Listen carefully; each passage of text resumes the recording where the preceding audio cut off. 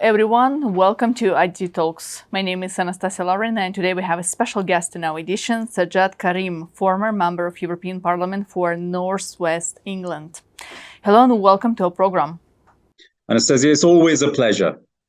Thank you. Thank you so much for joining IT Talks today. So the first question, I guess you're following the situation in the South Caucasus, anti-terrorist measures launched by Azerbaijan in the Karabakh region of Azerbaijan, disarmament of the illegal Armenian armed forces in the Karabakh region, and the reintegration of ethnic Armenians living there into multinational Azerbaijani society. Can we say that this is the end of the conflict between Armenia and Azerbaijan? Well, it's obviously quite a significant event. It's not a development that has come entirely by surprise because the situation has been developing, of course, for some time, but it was becoming really rather acute. And I, of course, follow events as closely as I can from my position here. And it was becoming increasingly clear that at some stage, either the forces that were acting within the Karabakh region understood was no longer any room for activities which had any element of force or violence linked to them, and came to the negotiating table in that frame of mind. But rather than do that, what we saw is that they were creating issues so far as peace talks between Azerbaijan and Armenia were concerned. And so this was becoming a situation that really couldn't persist indefinitely. And with the latest moves having taken place with further loss of life, of course, the Azerbaijan decided to make its move in order to carry out this particular operation. Sajjad, but sometimes even now we see a very biased approach of some international players towards Azerbaijan.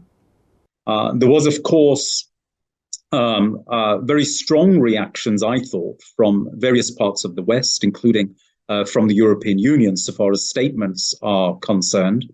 But the situation on the ground is a situation on the ground. And I'm pleased to see that there has been a very swift end to this physical operation that has taken place. I'm pleased to see that talks have now taken place directly with parties who I hope are genuinely interested in a future for the entire South Caucasus that is not based upon rivalry, but much more based upon cooperation.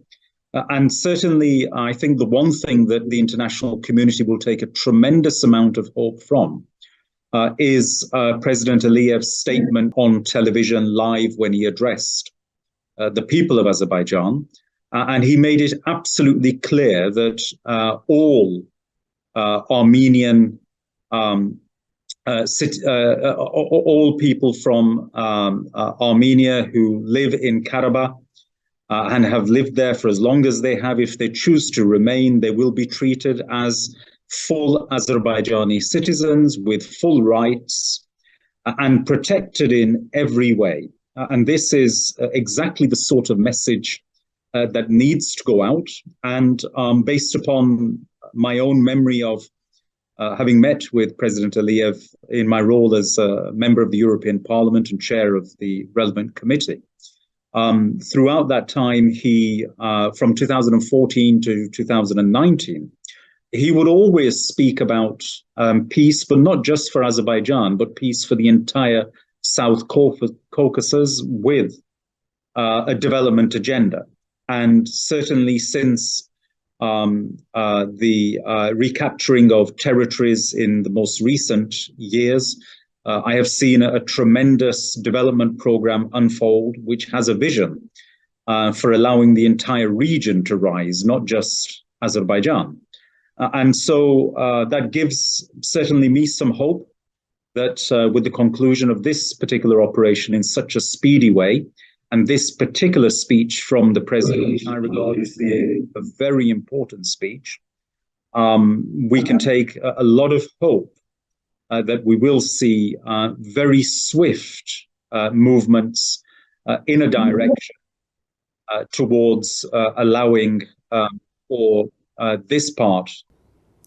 Well, and how do you see the future development of this situation?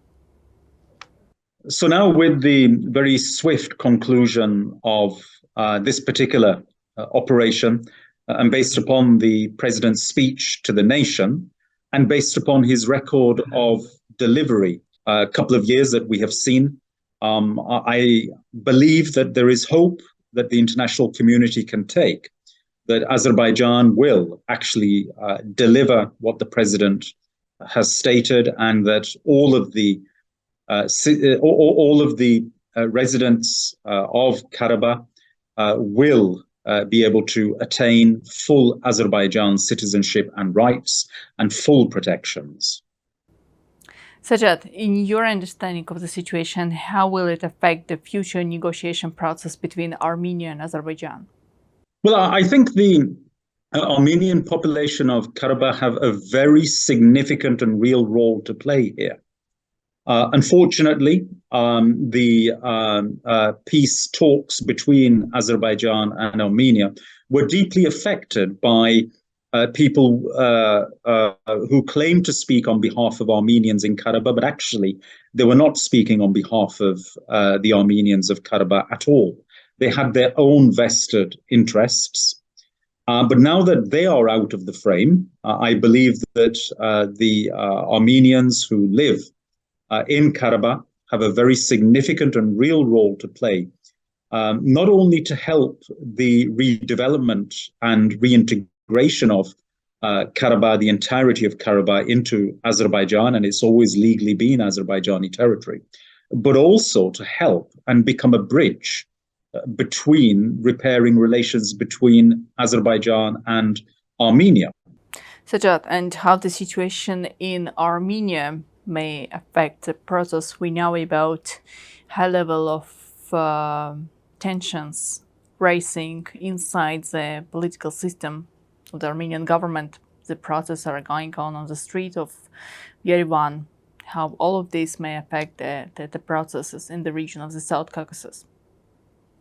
Now, so far as the situation in Armenia is concerned, here I think Prime Minister Pashinyan now has a very, very difficult task ahead of him because the population is still not seeing the reality of the situation on the ground. And Prime Minister Pashinyan, I mean, I certainly have called for all those people from the international community, particularly friends of Azerbaijan, to create more space for Prime Minister Pashinyan to bring Armenians to peace. It's only if they are shown the benefits of peace for them as Armenians that they will start to sign up to this particular agenda. Otherwise, the framing that has been given to them for the last 30, 40 years is so deeply embedded that you simply cannot break it. And so, what one has to ask also, what is the alternative? In this Prime Minister Pashinyan, who I believe genuinely wants to get Armenia into a position where it can negotiate for peace without all of these distracting elements, or there is a big risk that actually you may find Armenia fall into the hands of somebody who simply wants to repeat the mantra of the last 40 years, which is already, as I'm speaking to you now, it's an outdated mantra, and it is not a narrative that is in any way going to lead to progress for Armenia. Sajjad, and what kind of reaction should we expect from the international community right now? Well, I think that this is absolutely the key. The more that the international community sees that Azerbaijan is fully reincorporating Karabakh into Azerbaijan, and that development is taking place for the benefit and the entirety of Azerbaijan and the liberated area, entirety of Karabakh, and that all of the residents within Karabakh are being given the opportunity to be treated as equal Azerbaijani citizens with equal rights. At that point, I think there will be a very swift movement behind making sure that genuine peace is established between Azerbaijan and Armenia. So this is why, as I said before, I very much welcomed the president's address. I believe what he says because he has proven that he has delivered what he has said before. And it's something that is genuinely going to deliver, of course, for Azerbaijan. But it has a much wider reach than that. And that is something that the international community really will have no choice but to rally behind the more they see that Armenians living in Karabakh are being treated as equal Azerbaijan citizens.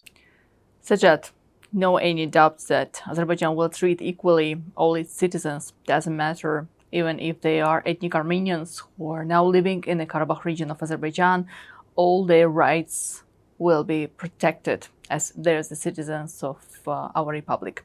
So thank you. Thank you so much for joining IDT Talks today. It's always my pleasure, Anastasia. Very best to you.